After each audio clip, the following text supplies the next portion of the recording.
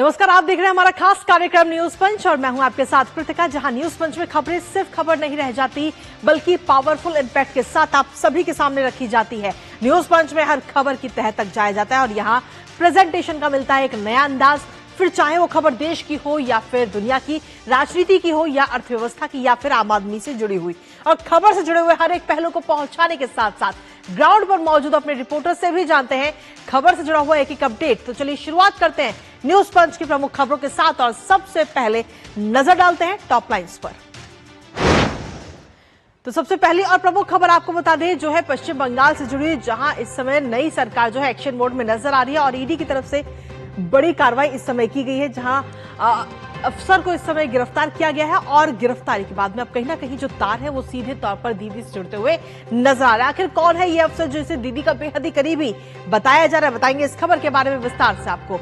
इसके साथ ही जो दूसरी प्रमुख खबर वो भी आपको बता दें, जहां इस समय बीते कल की अगर हम बात करें तो पेट्रोल और डीजल और साथ ही सीएनजी के दामों में बढ़ोतरी की गई है। लेकिन आखिर ये बढ़ोतरी के पीछे क्या प्रमुख वजह नजर आती है इसको लेकर, क्योंकि कई सारे सवाल इस समय आप सभी के जहन में गूंज रहे हैं। इन तमाम सवालों के जवाब भी जानने की कोशिश करेंगे। लेकिन इसके साथ ही तीसरी प्रमुख खबर की अगर हम बात करें तो वो है मध्य प्रदेश के धार से, जहां गौशाला मंदिर है या मस्जिद, आज इसका फैसला कोर्ट में होगा। तो नजर इस खबर पर भी लगातार बनी रहेगी। तो चलिए शुरुआत करते हैं पहली और प्रमुख खबर के साथ, जहां आपको बता दें कि पश्चिम बंगाल में जैसे ही सत्ता परिवर्तन हुआ बदलाव की बयार भी बहने लगी है। नए मुख्यमंत्री शुभेंदु अधिकारी एक के बाद एक एक्शन ले रहे हैं। कभी अवैध अतिक्रमण पर बुलडोजर चल रहा है तो वहीं अवैध पशु बलि पर कार्रवाई। तो अब पूर्व मुख्यमंत्री ममता बनर्जी के बेहद ही करीबी अफसर कोलकाता के डीसीपी शांतनु सिन्हा घोष को गिरफ्तार कर लिया गया। ईडी की तरफ से कार्रवाई हुई। आखिर क्या है गिरफ्तारी के पीछे की वजह वो भी आपको बताएंगे। लेकिन वहीं एक और आदेश पश्चिम बंगाल में जारी किया गया कि अब पश्चिम बंगाल के जितने भी स्कूल हैं, फिर चाहे वो सरकारी हो या फिर प्राइवेट हो, सभी स्कूलों में राष्ट्रगान के साथ साथ छात्र छात्राएं अब राष्ट्रगीत भी गाएंगे, जिसको लेकर सर्कुलर जारी किया गया है। अब क्या है इस सर्कुलर में वो भी आपको बताएंगे विस्तार से। साथ ही लेटेस्ट अपडेट जानेंगे अपने सहयोगी सौरभ से। उससे पहले आपको दिखाते हैं ममता के करीबी अफसर गिरफ्तार। तो जी हां, ममता के बेहद ही करीबी अफसर कोलकाता के डीसीपी शांतनु, जिनको गिरफ्तार किया गया है। ईडी की तरफ से ये शिकंजा कसता हुआ नजर आया और बेहद ही करीबी अफसर इन्हें बताया जा रहा है। हालांकि इससे पहले अगर हम देखें तो 5 मई को लुकआउट नोटिस उनके खिलाफ जारी हुआ था और कई बार उनको समन भेजा गया कि आप आइए, पेश होइए, अपनी बात यहां पर रखिए, लेकिन वो पेश नहीं हुए। जिसके बाद में ईडी की टीम पहुंचती है उनके घर पे, उनके 2 घर, और इन दोनों ही घरों की तलाशी ली जाती है। काफी संख्या में जो दस्तावेज है वो वहां से जब्त किए जाते हैं और लेकिन इस दौरान किसी भी घर पर शांतनु मौजूद नहीं थे। जिसके बाद में ईडी ने सुरक्षा निदेशक को पत्र भेजा और इस मामले की जानकारी दी, जिसके बाद सीजीओ कॉम्प्लेक्स में शांतनु खुद पेश होते हुए नजर आए। फर्जी दस्तावेजों के जरिए जमीन पर कब्जा वो करते हुए नजर आए और इस जमीन पर अवैध निर्माण भी उन्होंने किया और अब अवैध निर्माणों के बाद में उनकी गिरफ्तारी हुई है। लेकिन इसके साथ ही जहां एक तरफ ममता बनर्जी के जो बेहद ही करीबी अफसर माने जाते हैं उनकी गिरफ्तारी हुई, वहीं दूसरी तरफ एक आदेश जिसको लेकर काफी चर्चा इस समय हो रही है। दरअसल पश्चिम बंगाल में अब स्कूलों में राष्ट्रगान के साथ साथ वंदे मातरम यानी कि राष्ट्रगीत भी गूंजेगा। राष्ट्रगान के साथ साथ राष्ट्रगीत भी छात्र छात्राएं गाएंगी और इसको लेकर शुभेंदु सरकार की तरफ से जो सर्कुलर है वो भी इस समय जारी कर दिया गया है। अब ये जो नियम है वो लागू होगा 18 मई से और आदेश का पालन प्रमाण भी स्कूलों को रखना होगा, यानी कि वीडियो बनानी होगी और प्रमाण के तौर पर ये रखना होगा। इसके साथ ही बंगाल के स्कूलों में जब वंदे मातरम गूंजेगा, इसको लेकर मुख्यमंत्री की तरफ से क्या कुछ कहा गया है और इसके साथ ही हुमायूं कबीर ने क्या कुछ कहा है राष्ट्रगीत के गायन को लेकर, वो आपको सुनाते हैं।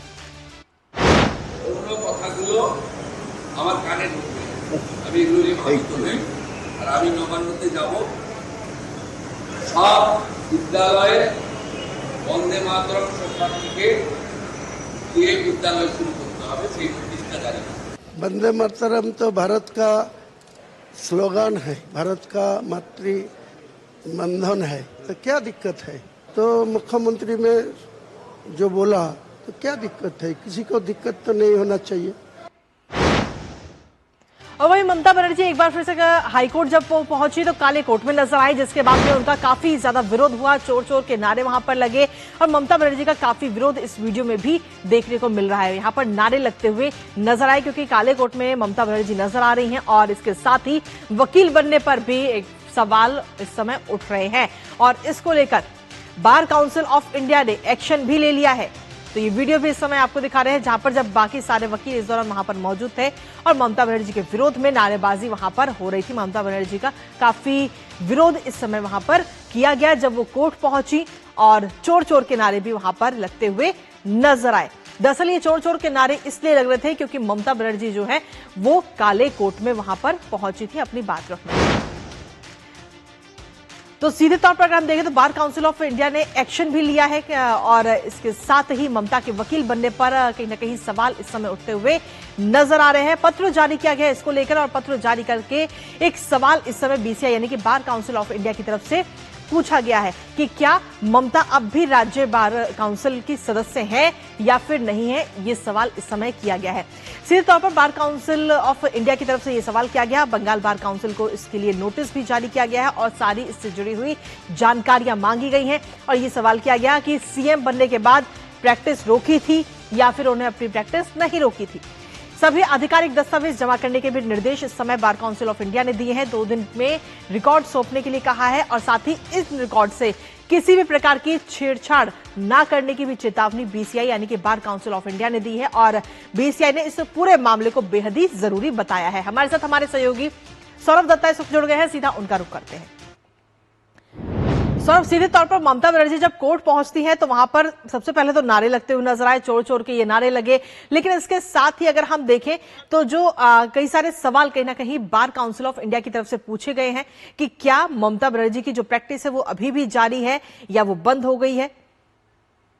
कृतिका, देखिए ये सवाल पूछे गए हैं, इसलिए पूछे गए हैं कि अगर कोई सिटिंग चीफ मिनिस्टर अगर वो एडवोकेट रहती है और उनका अगर बार काउंसिल पर उनका रजिस्ट्रेशन रहता है तो उनको अपना रजिस्ट्रेशन नंबर सबमिट करना पड़ता है, सरेंडर करना पड़ता है और फिर अगर वो चीफ मिनिस्टर से कुर्सी से हटती है और हटने के बाद वो फिर प्रैक्टिस करना चाहती है तो उनको फिर से अप्लाई करना पड़ता है। लेकिन इस बार ममता बनर्जी ने क्या 7 दिन भी नहीं हुए, 7 दिन में से उन्होंने क्या बार काउंसिल के पास अप्लाई किया था, अगर की थी तो क्या उस पर अप्रूव किया गया था, ये सवाल है। क्योंकि कोई मन चाहे कोई व्यक्ति मन किया, एडवोकेट का गाउन पहन लिया, सफेद जो टाई है वो गले पर लगा लिया और कोर्ट पे चला गया, ऐसा मनमानी तो चलता नहीं है।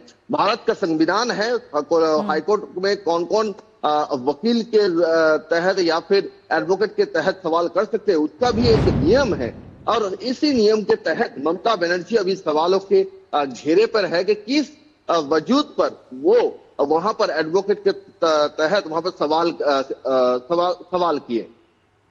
इसके साथ ही सौरभ, अगर हम देखें तो जब से शुभेंदु सरकार सत्ता में आए हैं तब से लगातार एक के बाद एक एक्शन लेते हुए भी इस समय नजर आ रहे हैं और अभी जो ईडी की तरफ से जो कार्रवाई की गई वो भी कहीं ना कहीं कई सारी चर्चा इस समय हो रही है और जिसकी गिरफ्तारी हुई है वो अफसर ममता बनर्जी का बेहद करीबी माना जाता है, डीसीपी शांतनु। सौरभ, कृतिका, देखिए डिप्टी कमिश्नर शांतनु सिन्हा विश्वास और ममता बनर्जी की निजी सिक्योरिटी रह है, पर्सनल सिक्योरिटी की ओर से काम करते थे। उनके जो करीबी जो अफसर्स थे कोलकाता पुलिस के, उसमें से एक इनका नाम लिया जाता है शांतनु सिन्हा विश्वास और वो काफी पावरफुल भी थे। आप अगर एसआर के समय इसी धर्मतला में जहाँ पे मैं खड़ा हूँ वहां पर जो प्रोटेस्ट मंच हुआ था उसमें भी उनको देखा गया था दिन भर। शांतनु सिन्हा विश्वास के खिलाफ जो आरोप है वो ये आरोप है कि जो जमीन की जो लेन देन हुई है, फेक जो जमीन की लेन देन हुई है और उस पर जो इलीगल कंस्ट्रक्शन हुए, उस मामले में जिस मामले में सोना पप्पू को भी ईडी तलाश कर रही है, उसी मामले में उनको ईडी खोज कर रही थी, लेकिन लुकआउट नोटिस भी जारी हुआ था। शांतनु सिन्हा विश्वास जब तक ममता बनर्जी सीएम थी उनको कोई पकड़ नहीं पा रहा था, जैसे ही वो कुर्सी से हटती है शांतनु सिन्हा विश्वास ईडी के हिरासत में। कृतिका, चलिए बहुत बहुत शुक्रिया सौरभ, तमाम जानकारी हमारे साथ साझा करने के लिए। आप लगातार इस खबर पर नजर बनाए रखिए, लेकिन इसी के साथ आपको बता दें कि अब बात करते हैं खबरों में आगे बढ़ते हुए पेट्रोल डीजल दामों की। जी हां, 4 साल बाद आखिर दाम क्यों बढ़ाने पड़े? क्या सरकार पर दबाव है या इसके पीछे है पश्चिम एशिया में गहराता ये संकट जिसने पूरी दुनिया की अर्थव्यवस्था को झकझोर दिया है? सवाल उठने लाजमी है, लेकिन सवाल इससे पहले ये जानना भी बेहद जरूरी है कि आखिर तेल को लेकर अन्य देशों के क्या हालात हैं, अंतर्राष्ट्रीय स्तर पर आखिर क्या स्थिति है और ऐसी क्या वजह रही कि दामों में बढ़ोतरी करनी पड़ी। सबसे पहले आपको बताते हैं कि 4 साल बाद तेल की कीमतें बढ़ी हैं। तो 4 साल के बाद में तेल की कीमतों में ये बढ़ाई गई है, जहां पेट्रोल और डीजल के दामों में ये बढ़ोतरी हुई है और कीमतों में अगर हम देखें तो 3-3 रुपए प्रति लीटर की ये बढ़ोतरी की गई है। दिल्ली की अगर हम बात करें तो दिल्ली में पेट्रोल के दाम है 97.77 रुपए और इसके साथ ही डीजल की अगर हम बात करें तो डीजल की नई कीमत 90.67 रुपए, क्योंकि अगर इन कीमतों पे पिछले 4 साल पर अगर हम नजर डालते हैं तो अप्रैल 2022 से जो पेट्रोल और डीजल की कीमतें हैं वो स्थिर रखी गई अप्रैल 2022 से, और यहां तक कि 2024 की अगर हम बात करें तो 2 रुपए की कटौती भी की गई थी और उसके बाद में अब ये 3 रुपए बढ़ाए गए हैं। लेकिन आखिर क्यों तेल की कीमतों में बढ़ाने की जरूरत आखिर क्यों पड़ी है वो भी आपको बताते हैं, क्योंकि पश्चिम एशिया का मौजूदा संकट जिससे कि हम सभी जानते हैं और उसका किस तरीके से प्रभाव बाकी पूरे अंतर्राष्ट्रीय स्तर पर पड़ रहा है, बाकी सभी अन्य देशों पर पड़ रहा है, क्योंकि कच्चे तेल के दामों में बढ़ोतरी हुई है।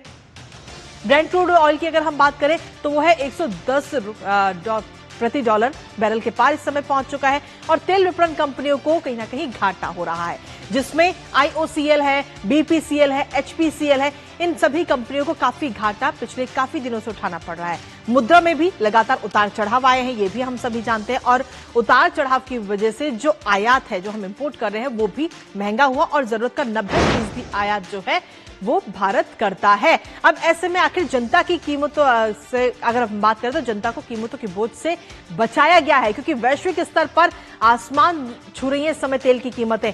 और भारत की जब हम बात करें तो भारत को तेल कंपनियों को काफी नुकसान हुआ है, क्योंकि रोजाना अगर हम देखें तो करीब 1000 करोड़ रुपए का नुकसान भारत की जो कंपनियां हैं उन्होंने उठाया है। और 2026 की पहली तिमाही में वसूली जब नहीं हो पाई, लगभग 2 लाख करोड़ रुपए की वसूली नहीं हो पाई, जिसके बाद में जरूरी हो गया था कि जो दाम है उनमें संशोधन किया जाए, बढ़ोतरी की जाए, और लगातार बढ़ रहा था कंपनियों का घाटा, जिसकी वजह से ये कदम इस समय उठाया गया है। लेकिन इसके साथ ही ईंधन संकट से निपटने के लिए आखिर सरकार की तरफ से क्या कुछ कदम इस समय उठाए जा रहे हैं वो भी जानना बेहद जरूरी है, क्योंकि घरेलू LPG उत्पादन जो है उसे इस समय बढ़ाया गया है। 36,000 टन से अगर हम देखें तो 54,000 टन प्रतिदिन हमने इसका उत्पादन किया है।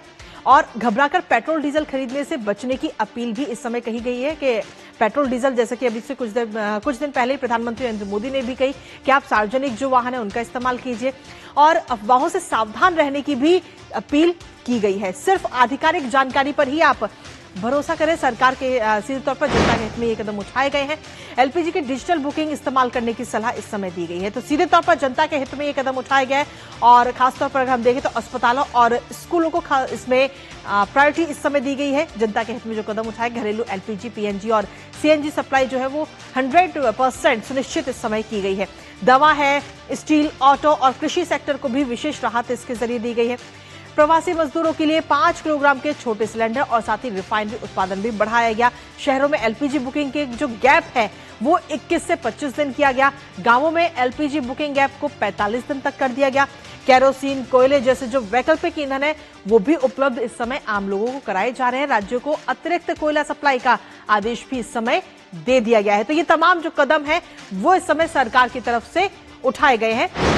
और इसके साथ ही अगर हम देखें तो संकट का आखिर किस देश पर कितना असर पड़ रहा है ये जानना इस समय बेहद जरूरी है, क्योंकि पाकिस्तान की अगर हम बात करें जो कि भारत से बिल्कुल पड़ोस में ही है, वहां पर पेट्रोल 61% और डीजल जो है वो 50% महंगा हुआ है। अमेरिका की अगर हम बात करें तो अमेरिका में पेट्रोल की कीमतों में 50% उछाल आया। श्रीलंका में 42% का उछाल हुआ। और इसके साथ ही नेपाल की अगर हम बात करें तो नेपाल में पेट्रोल जो है वो 38% और डीजल जो है 58% महंगा हुआ है। ब्रिटेन में डीजल के दाम 33% बढ़े हैं। यूरोपीय देश की अगर हम बात करें तो वहां भी 30% महंगा हुआ है डीजल। तो अन्य देशों की अगर हम बात करें तो वहां के मुकाबले भारत में एक तो 4 साल बाद ये बढ़ोतरी हुई है, वो भी 3 रुपए की बढ़ोतरी सिर्फ की गई है। बाकी क्योंकि अन्य देशों की अगर हम बात करें तो कहीं पर 33%, कहीं पर 40%, तो कहीं पर 50% भी बढ़ोतरी हुई है। तो ऐसे में भारत जो है कई सारे कदम भारत सरकार की तरफ से उठाए जा रहे हैं जिससे कि इस संकट से बड़ी आसानी से निपटा जा सके। अब ऐसे में भारतीय जनता पार्टी के जो नेता है अमित मालवीय, उन्होंने अपने सोशल मीडिया प्लेटफॉर्म एक्स पर एक पोस्ट किया है जिसमें उन्होंने क्या कुछ लिखा है वो भी इस समय आपको बता देते हैं। उन्होंने अपने इस पोस्ट में सीधे तौर पर लिखा है कि पश्चिम एशिया में युद्ध शुरू होने के बाद दुनिया भर में पेट्रोल और डीजल की कीमतों में भारी उछाल आया। स्ट्रेट ऑफ हॉर्मुज के बंद होने और तेल आपूर्ति बाधित होने के कारण अप्रैल और मई के अधिकांश समय ब्रेंट क्रूड $100 प्रति बैरल से ऊपर बना रहा और इसका असर दुनिया के लगभग हर अर्थव्यवस्था में सीधे पेट्रोल पंपों पर दिखाई भी दिया। लेकिन भारत में इस पूरी तस्वीर में एक अलग और उल्लेखनीय अपवाद बनकर उभरा है। 23 फरवरी 2026 से 15 मई 2026 के बीच अधिकांश देशों में पेट्रोल और डीजल की कीमतों में तेज वृद्धि हुई, लेकिन भारत की अगर हम बात करें तो भारत में वृद्धि सबसे कम रही। पेट्रोल की जब हम बात करते हैं 3.2% और डीजल 3.4%। केवल सऊदी अरब में कोई वृद्धि नहीं हुई है क्योंकि वहां पर प्रत्यक्ष सरकारी सब्सिडी व्यवस्था लागू की गई है। लेकिन बड़ी अर्थव्यवस्थाओं की अगर हम बात करें तो वो भारत वो देश रहा जहां पर आम नागरिकों पर सबसे कम बोझ पड़ा और ये अपने आप नहीं हुआ है। पश्चिम एशिया संकट गहरा आने के बाद पूरे 76 दिनों तक भारत की जो सार्वजनिक क्षेत्र की तेल विपणन कंपनियों की बात करें तो उनकी तरफ से कई सारे कदम उठाए गए क्योंकि उन्होंने भी काफी घाटा इसको लेकर झेला है। अब ऐसे में जब हमारी टीम ग्राउंड जीरो पर पहुंचती है और आम लोगों से जब बात की गई इन बढ़े हुए दामों को लेकर तो उनकी तरफ से क्या कुछ कहा गया है वो भी एक बार आपको सुनाते हैं कि आखिर क्या कुछ कहना है आम लोगों का। ये मोदी साहब ने जैसे बढ़ाया है ना तो देश का जो इससे विपत्ति है और देशों से बहुत कम है और देशों का तो बहुत बुरा हाल है। हमारे देश का तो फिर भी बहुत अच्छा है। इतना हर देशवासियों को साथ देना चाहिए। अगर बढ़ा दिया है तो कोई ना कोई वजह ही होगा। हॉर्मुज का भी जो स्ट्रीट उन्होंने बंद कर रखी है, स्टेट जो बंद कर रखा है, तो अब उस पर तो कहीं ना कहीं फर्क पड़ेगा ना। अब ईरान और अमेरिका ये जो इनका युद्ध का हमारे भारत देश पर ये जो इतना बड़ा प्रभाव पड़ रहा है और इतनी अब महंगाई बढ़ेगी तो ऑब्वियस सी बात है। लेकिन अभी क्या है कि अब जो मोदी जी ने बोला है कि पेट्रोल बचाओ तो हम सबको सेविंग करनी चाहिए पेट्रोल को। अब जैसे मोदी जी ने भी अपने काफिला में अपनी गाड़ियां कम की हैं और लोगों से अर्ज किया है कि आप एक काम कीजिए, आप अपना इलेक्ट्रिक व्हीकल यूज कीजिए। तो कहीं ना कहीं अगर मैं बात करूं तो ये जरूरी है ईवी व्हीकल्स को यूज करना। पेट्रोल के दाम में ये जिस तरीके से गैस उसके भी दाम बढ़े तो स्टेट ऑफ हॉर्मुज में जो लड़ाई वगैरह हो रही है उसकी वजह से बढ़ा है, पर 106 हुआ है। तो मैं चाहूंगा कि इससे और आगे ना हो। इतना पब्लिक के लिए सही है, इतना सह सकती है, इसके आगे और नहीं होना चाहिए क्योंकि बहुत सी चीजें महंगी हुई तो ये भी 2-4 रुपये महंगा तो समझ में आ रहा है, चलता है। तो जो आम लोग हैं उन्होंने क्या कुछ कहा है वो हमने आपको सुनाया। इसी पर ताजा अपडेट लेते हैं। हमारे साथ में हमारे सहयोगी दिवांशु जुड़ गए, सीधा उनका रुख करेंगे। दिवांशु, हमने अपने दर्शकों को बताया कि किस तरीके से अगर अंतर्राष्ट्रीय स्तर पर देखें तो पेट्रोल और डीजल के दामों में किस तरीके से बढ़ोतरी हुई है, लेकिन वहीं भारत के मुकाबले अगर हम देखें तो भारत में 4 साल बाद ये बढ़ोतरी की गई है मात्र 3 रुपए की।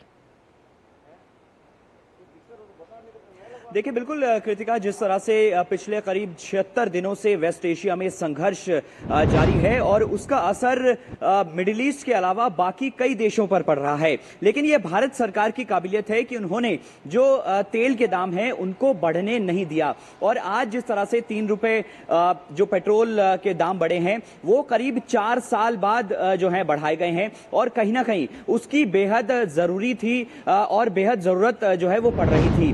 फिलहाल हम बात करें तो भारत सरकार की कोशिश यही है कि पेट्रोल और डीजल के दाम जो है वो कंट्रोल किए जा सकें, लेकिन इंटरनेशनल मार्केट में जो क्रूड ऑयल की कीमतें हैं वो लगातार बढ़ती जा रही हैं और जब बेहद जरूरी हुई तब जाकर जो है 3 रुपए ये बढ़ाए गए हैं। फिलहाल इंटरनेशनल मार्केट में क्रूड ऑयल की बात करें तो जो ब्रेंट क्रूड ऑयल होता है उसका कीमत करीब 106-107 डॉलर प्रति बैरल बना हुआ है और उसके आसपास बना हुआ है। और इसके अलावा जो WTA होता है वो करीब 110 के आसपास बना हुआ है प्रति बैरल। तो कुल मिला के सरकार की कोशिश है कि पेट्रोल के दाम ना बढ़े और इसके अलावा जो सरकार है वो ये भी लोगों से अपील कर रही है कि पेट्रोल और डीजल जो है वो कहीं ना कहीं सीमित मात्रा में इस्तेमाल करें और कहीं ना कहीं जरूरत के अकॉर्डिंग ही इस्तेमाल करें और लोगों से अपील के जरिए भी देश सेवा की जो है उम्मीद की जा रही है। बिल्कुल दिव्यांशु, और इसके साथ ही अगर हम देखें तो प्रधानमंत्री ने जो ये अपील की उसके ग्राउंड जीरो पर असर भी देखने को मिला और खासतौर पर जो उनके मंत्री हैं उनकी तरफ से भी पहल की गई है और उनका जो काफिला है उसको कम किया जा रहा है और वो लोग भी सार्वजनिक वाहन का इस्तेमाल करते हुए नजर आ रहे हैं, जिसका एक पॉजिटिव इंपैक्ट भी इस वक्त आम लोगों पर नजर आता है। बहुत बहुत शुक्रिया दिवांशु तमाम जानकारी साझा करने के लिए हमारे साथ। और न्यूज पंच में खबरों का सिलसिला लगातार जारी, वक्त एक छोटे से ब्रेक का, आप बने रहिए हमारे साथ। खाने में मेरी क्वीन के लिए क्या है? किंग मटर पनीर, किंग बैगन भरता, king veg pulao, king palak paneer kofta. ये सब किंग क्यों? क्योंकि ये सब बना है MDH किचन किंग से आपका बॉस। MDH किचन किंग, असली किचन किंग। MDH।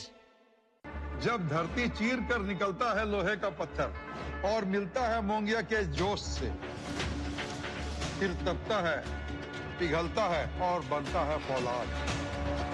अब होता है सरिया सारी खूबियों के साथ। मोंगिया स्टील, मजबूत देश का मजबूत सरिया। मास्टर जी नमस्ते। 2 ड्रेसेस बनानी है, ठीक है? ऐसा कुछ, एक में पॉप स्लीव्स रखना है डोरी के साथ और दूसरी में ना सलवार पे मस्त साइड प्लीट्स कर देना।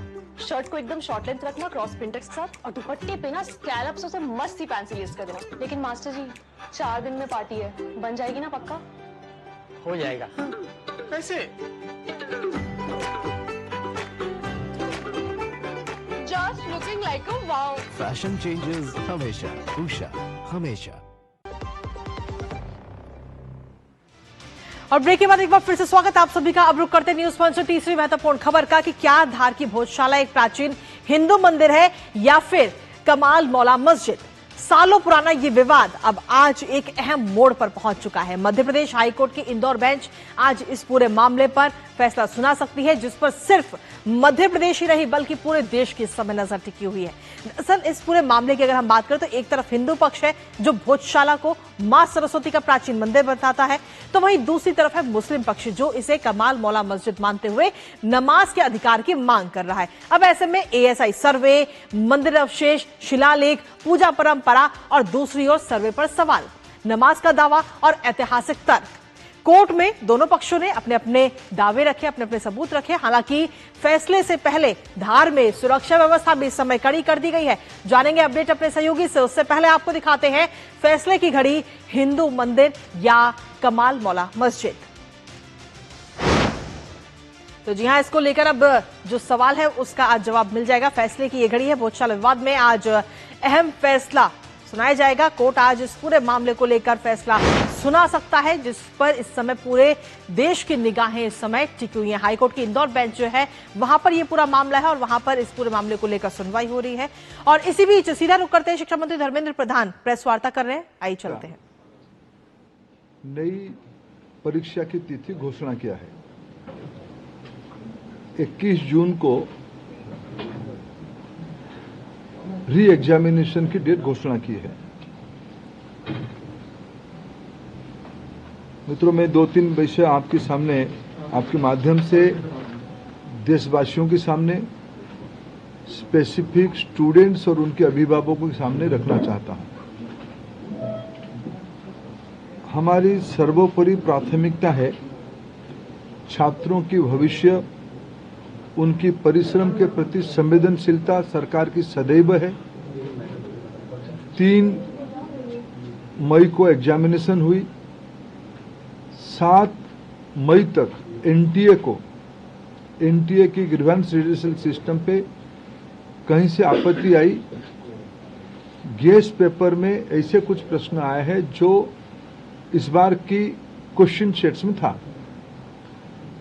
तुरंत ही हम लोगों की वहां चर्चा हुई। एनटीए ने और सरकार ने, education department, higher education department ने तुरंत उसको प्रारंभिक थोड़ा इंक्वायरी किया, एजेंसियों को दे दिया, भारत सरकार की एजेंसियों को दे दिया। भारत सरकार एजेंसी संबंधित 2-3 राज्यों के साथ जुड़ा हुआ विषय था। प्रथम दृष्टया में राज्यों की एजेंसियों से संपर्क किया और 12 तारीख तक, यानी 8 को सुबह प्रक्रिया एक प्रकार से 7 रात को शुरू हुई, 8 को ही शुरू हुई। 8, 9, 10, 11 3-4 दिन में जब हमको स्पष्टता हुई, हम कंफर्म हुए हैं कि इस बार गेस्ट पेपर की आड़ पे क्वेश्चंस बाहर गया है। हम 12 तारीख को छात्रों के हितों में, हम नहीं चाहते थे कोई गलत कैंडिडेट एजुकेशन माफियाओं के षड्यंत्र से कोई भी सही छात्र की अधिकार वंचित हो जाए। इसीलिए हम बड़ी जिम्मेवारी के साथ, हमने कहा था हम जीरो टॉलरेंस की अप्रोच में चलते हैं। हमने पिछले बार जो विसंगति आई उसमें जो हमने राधा कृष्णन कमेटी गठन हुई थी, पिछले 25 और 26 दोनों साल हमने राधा कृष्णन कमेटी को शब्दशः इम्प्लीमेंट किया। उसके बावजूद भी ये दुर्घटना हुई, इसलिए हमने पहला हमारे निर्णय हुआ कि हम परीक्षा को इस बार रद्द करते हैं। हमने 12 तारीख को परीक्षा को रद्द किया। स्वाभाविक देश में और विशेष करके स्टूडेंट्स में उसको लेके दो प्रकार की मत आए। हम दोनों प्रकार की मतों को स्वीकार करते हैं। हम अपना दायित्व उसको मानते हैं, उसको कैसे समाधान की रास्ता निकाले। और आज हमने 15 हमने आज नई तिथि के साथ आ रहे हैं। लगभग आज से 1 महीने से थोड़ा 1-2 दिन के बाद नई परीक्षा होगी। हमारी अप्रोच वही रहेगा, हम zero tolerance to malpractices. ये एक लंबी लड़ाई है परीक्षा माफियाओं के साथ जो एंटी सोशल एलिमेंट अभी मतलब टेक्नोलॉजी के समय में एक नई चुनौती बढ़ रहा है। विभिन्न प्रकार की सोशल मीडिया हैंडल से भ्रमात्मक तथ्यों को रखा जाता है, गुमराह करने की फिर कोशिश किया जाता है, फिर री-नीट की हम लोग एग्जामिनेशन तोड़ सकते हैं, इस प्रकार की व्यवस्था को खुली चुनौती दिया जा रहा है। ये सारे को ध्यान रखते सरकार ने तुरंत सीबीआई को काम सौंपी है। सीबीआई ने त्वरित कार्रवाई शुरू किया है। इस बार सीबीआई तह तक जाएगी, कहां वो कमांड चेन पे ब्रीच हुई है। राधाकृष्णन कमेटी को पूरा पालन करने के उपरांत भी कहां वो ब्रीच हुई है, उस ब्रीच को मेरा पूरा विश्वास है सीबीआई के ऊपर। और जो संबंधित एजेंसी उनके साथ काम करे, सरकार की पूरी माइटी, सरकार की पूरा नेतृत्व, सभी विभाग उसमें से गंभीरता से इसको लेते हुए, शीर्ष तो नेतृत्व उसके लेके खूब दायित्व लिया है, चिंता कर रहा है। हम इस बार माल प्रैक्टिस होने नहीं देंगे। जो भी दहशतगर्द घूम रहे हैं उनको मैं आपके माध्यम से विषय रखना चाहता हूं। आने वाले एग्जामिनेशन पे उससे निवृत्त रहे, नहीं तो उनको दंड भुगतना पड़ेगा। और मैं समाज को अपील करना चाहता हूं, विशेष करके सभी विद्यार्थियों का, कोई निर्भय होकर परीक्षा में, सरकार आप ही के साथ है। आप ही के हितों में मेरिटियस स्टूडेंट्स की, मेधावी छात्रों की पक्ष में निर्णय लिया गया है। मैं फिर कहूं, हम नहीं चाहते थे कोई माफिया की षड्यंत्र से कोई मनी बैग आपकी सीट को छीन ले, हम नहीं होना देना चाहते थे। इसीलिए हमने एक कठोर, हमको बहुत एक अभिभावक के नाते, एक दायित्व में रहने वाले अधिकारियों के नाते और मैं मंत्री के नाते, हम सब उसमें से बहुत, जो घटना हो रही है उसमें से बहुत दुखी और चिंतित है। लेकिन हमें बड़े लक्ष्य को लेकर, देश के हितों में हमें कठोर निर्णय लेना पड़ा है। हमको छात्रों को भरोसा सर्वोपरि है। मैं फिर 2-3 जो सुधार अभी इस बीच में एनटीए की पास और मिनिस्ट्री के पास और मेरे जैसे व्यवस्था तक अनेक सुझाव आए हैं, अनेक सुधार की सुझाव है। और सुधार मैं मानता हूँ एक कंटिन्यूअस विषय है।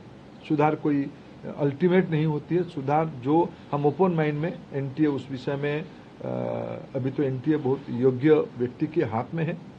हमारे सचिव की बहुत अनुभव भी उस विषय में है।